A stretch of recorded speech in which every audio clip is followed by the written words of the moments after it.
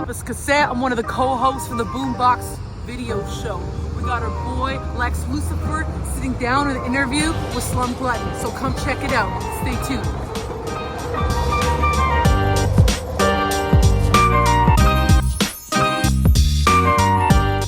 What's good, everybody? Lexxx Lucifer, the Boombox Video Show. Today we got a really dope artist from BC, Canada.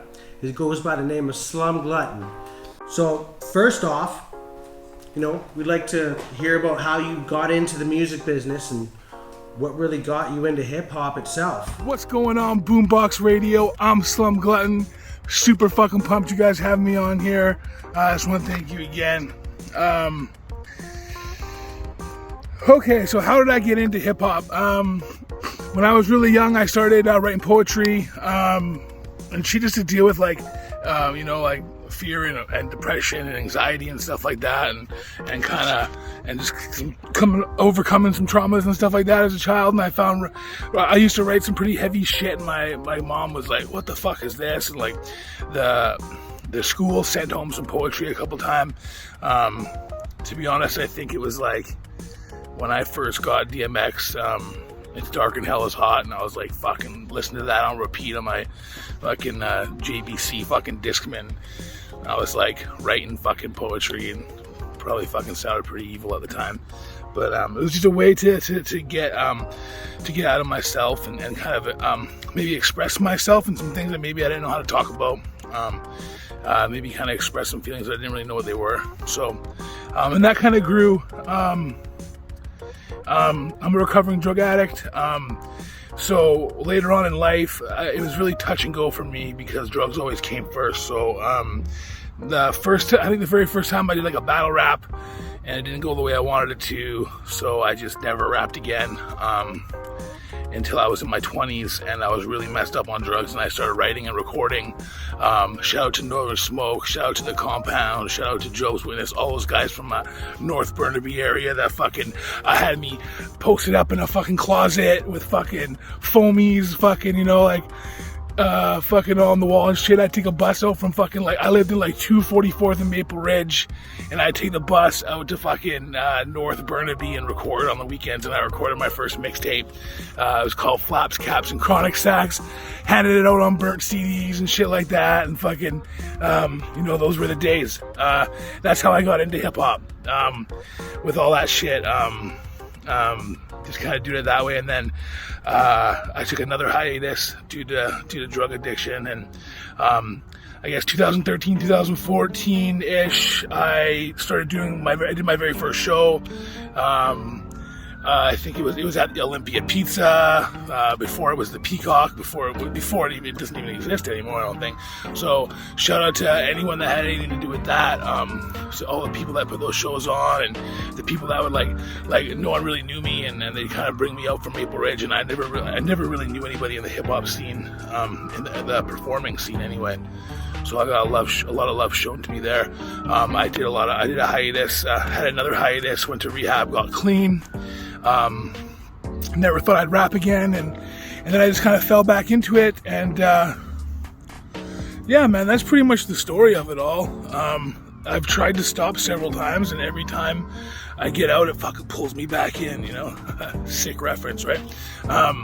But it's true. You'll know, if you're a rapper, you'll know there's just no stopping doing it. Once you've done it, it's addictive, and you kind of have to be around other rappers once in a while. You need to be around people who understand that shit. Like sitting by yourself in a quiet room making words rhyme, you gotta be sick in the fucking head to do that shit.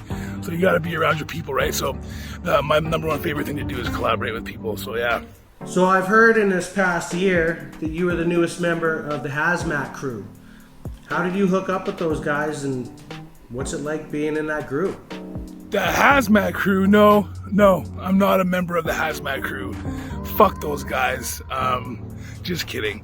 I'm actually not a member of the Hazmat crew. They wouldn't let me join. I'm a member of the Hazmat music group, and it's very distinctive because the crew is only 4 of them, and they're an act.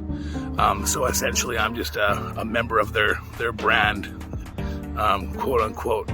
but that's my family, man. Those are the guys I fuck with. Those are the guys I most feel the most comfortable with in hip hop. Those are the guys who have kind of like helped me, teach me how to do, kind of just maybe it's more kind of like it's hard to explain. The Hazmat Crew are themselves and they're fun, and that's what I love doing hip hop for. So it almost makes me being around with the Hazmat Crew and doing shows and music and being in group chats with them and like video chatting with them and like, you know, shit like that has just made me feel so much more comfortable both being myself on the mic, being myself with my pen. Those guys are truly the most authentic, down to earth, fucking funny motherfuckers I know, and I love them to death. And I feel like I've kind of hung out with a bunch of different crews, and shout out to anyone that's had me on their crew, or like, you know, when I'm starting out, like, man, I've so many fucking awesome people. I have no bad shit to say about anybody, but the Hazmat Crew is my home. You know, shout out to to RC the Hazard, Vicious 5150, Jay Clausen, and Shua. Wow, almost fucked that up too. He's a really good author too, by the way. His name is Shua. So yeah, that's all I'll say about them. So I hear you just dropped a really dope album called Slums Kitchen. What was the process on that, putting it together, and how long did it take to put together? Slums Kitchen Volume 1, that was a huge success for me. How did it start? It started with me almost not really being comfortable doing solo songs. That sounds weird to say that. I just kind of had this. Really, I never thought any like artist would really want to collaborate with me. Like once I got clean and I started rapping again, and everything was more social media based because I'm living up in Kamloops and shit like that. And I didn't know a lot of people. It's not like not a huge scene here anymore. I met a lot of dope artists and rappers here in Kamloops as well. But so I was on social media. So I'm meeting all these people for the first time on social media, and I didn't really think anybody wanted to rap with me. And next thing you know, I was just doing collab after collab after collab. I put out like 12 collaborations with fucking underground artists all over BC, Alberta, and shit like that. And it was just fucking really dope. So I decided that I wanted to kind of do like a compilation album, because I had all these other like songs that I wanted to work with other artists on, and I wanted to get people on them. And I just said, fuck, why don't we just do an album? I had an idea for an album cover. I showed it to Mo Dirt. Mo Dirt did the fucking iconic, I'm gonna call it iconic because it's fucking super dope and everybody knows about it. But yeah, the fucking Slums Kitchen Volume 1 album cover, it's basically a tribute to a meme. Meme culture has been a huge part of my hip-hop experience, so to speak. So I just wanted to have fun with it. It took about a year to get it all done. I'm going to give a shout out to BZ Beats and RC the Hazard for doing a bunch of the engineering on there. A lot of people, I didn't have to really put a lot of money into it, because most of, besides paying for some beats and a little bit of engineering and the album cover, of course, I didn't really have to dump a whole lot of money on it, because people were just willing to donate their time to the project, because it was collaborative. It was a really good experience. We raised a bunch of money, and I say we because it really had nothing to do with me. Just the people who bought the hard copies and sent extra money, and we raised a bunch of money for the food bank. And shout out to everyone who did that. That was fucking dope. It was a really good experience for me, because I didn't think that doing like a full album. Well, it's an album on Spotify, so fuck, I don't know if it's really a full album. But in the digital age, it fucking counts. So, yeah. So the only thing we didn't do was a music video for it. So we might, me and Shua kind of cook one up for the Not How song, because that one has got the most love. We did the lyric video for it. Shout out to Ill Cause, he fucking crushed that. But yeah, that's all I'll say about that. Let us know, some of your favorite Canadian artists that you'd like to get with maybe and work on some music with in the future. All right, so Canadian hip hop artists that I want to work with. For this, I want to work with fucking everybody. Like, I'd really like to work with every artist in Canada that's like, that isn't gonna fucking charge me a whole bunch of money, to be honest. Anybody that wants to work with me that, I fuck with your shit at all, I'll probably fucking bust a verse out. People that I haven't got to work with yet that I really want to in like kind of my neck of the woods,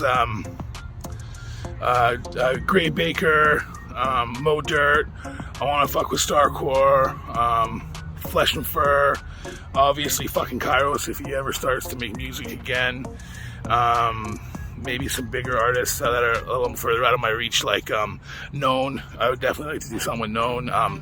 Eric Repred is fucking pretty fucking dope right now. I've been hooked on that shit. I would like to do something with him. I think Young Stitch would be on the list too for sure. Fuck, there's so many fucking dope artists out right now. It's crazy. Messiah, those are kind of on my wish list. But yeah, for sure. If there was like any place in the world that you could perform at, be like a bucket list performance, where would that be? If I had a dream fucking venue, I don't know if I have a dream venue. If I had to fucking be able to perform anywhere, it would probably be in like Japan or somewhere overseas or like in Asia, because I fucking love Asian culture.